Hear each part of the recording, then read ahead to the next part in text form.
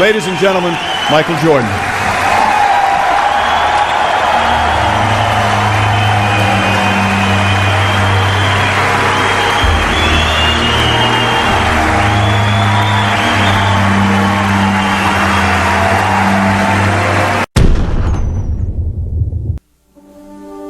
Every day, the first person there before the sun would be Jordan. And he was there because he wasn't good. He would work with a batting instructor and work all day long and be the last person to leave every night also. I asked him what it was like for him in the morning. And Jordan said, I get up before the sun comes up and I make myself some breakfast by myself. He was down there alone. And I get in the car and I'm driving to spring training, and there's no one really out on the roads yet. And I look at the seat next to me, and I see my dad. And I talk to him. I think to myself, Pops, we're doing this. We're doing this together.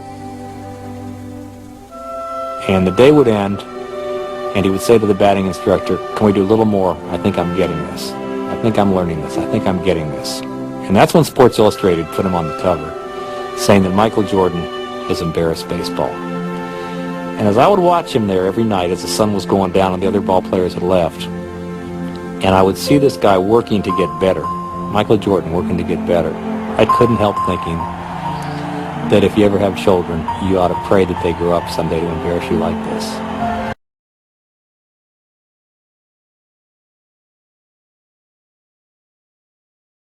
What it did teach me was don't be afraid to try. The worst thing that can happen is it doesn't pan out the way that you envision it, but at least you know that by giving it a shot.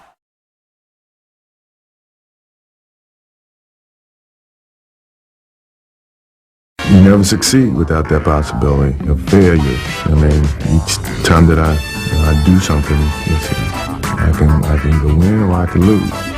And it's that inner confidence that you got to have to take that chance.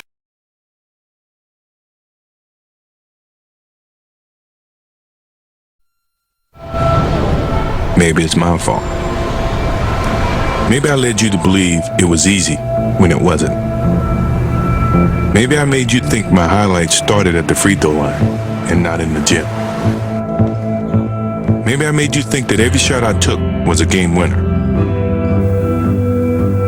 That my game was built on flash and not fire. Maybe it's my fault that you didn't see that failure gave me strength, that my pain was my motivation.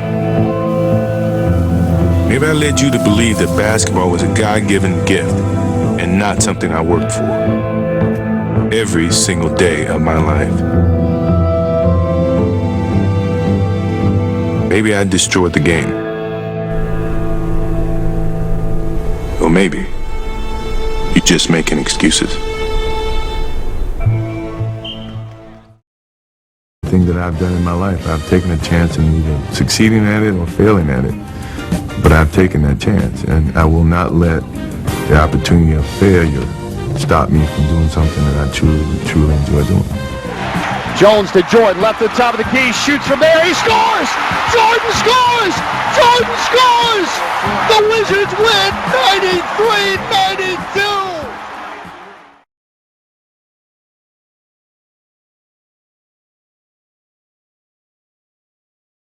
Had a lot of fantastic moments in sports. What's the greatest moment? I mean, what started everything, you should Don't say that. Don't say the shot against Yeah, Jordan. that was the greatest moment because I think that took me from if I had any doubts about playing on college level or playing with the big guys, that shot gave me the confidence that I belonged where I was. And that it was, if you put your mind to doing whatever you want to do, good things can happen. So before anything else happened with Michael Jordan outside of that game and against you guys, that shot gave me the idea that I could be better than what people think, and I can, surpass any expectations that I may have for myself.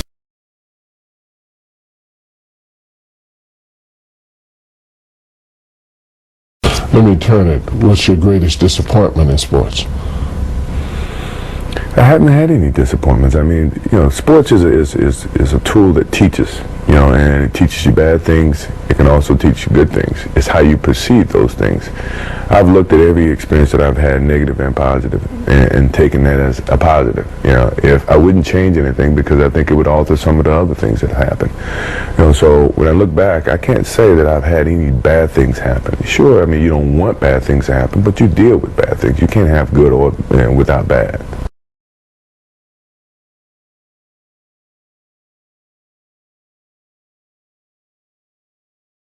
Who's your favorite guy to play against? Myself. If I can really elaborate on why I said myself more so than another athlete, is that because a lot of times I had to battle with myself to keep challenging myself. That to me was why I would say that the biggest battle was myself, because when you get to a certain pinnacle, you got to find some ways to keep going out there for 82 games.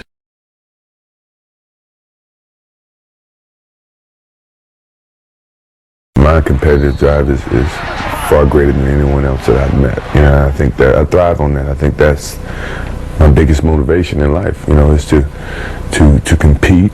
Find different competitions in certain things in life and try to overcome that. Be it positive or negative. But I have yet to meet someone who is as competitive as me. And I just feel that much confident about my competitive drive.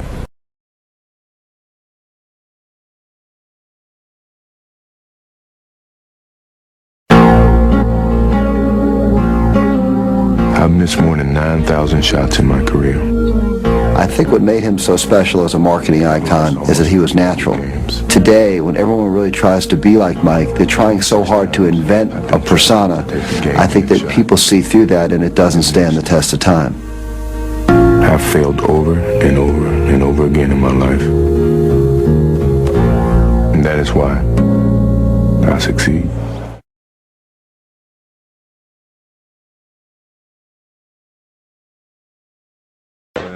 He runs his corporate empire from high atop Chicago, the city that made him famous. Could you have imagined when you first started playing that one day you'd be sitting up here running a company that's worth $500 million?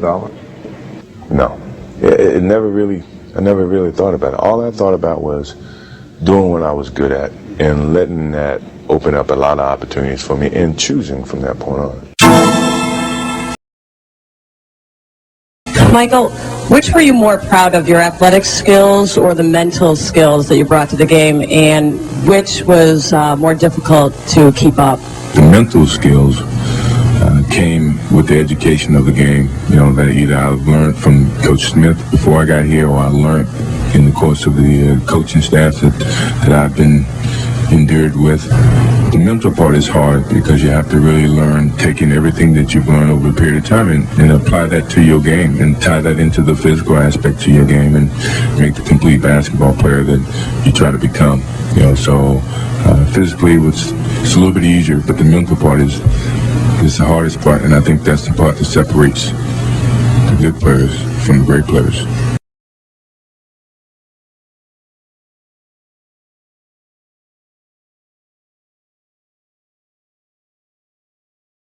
There's a lot of conversations about what your game is capable of achieving, and I'm a firm believer that if you have a good game, your game is going to say that. You don't have to say it. So I guess it's trying to play down some of the trash talking, animosity that's in words and the whole promotional thing. Let your game be your promotion, your marketing tool, and that was our whole era. Our game gave the labels of what our basketball skills were, and then the marketing came back around that. Now it's changed. So I'm trying to revert back to where your game do all your talking instead of what we may say and what someone else may say about your game.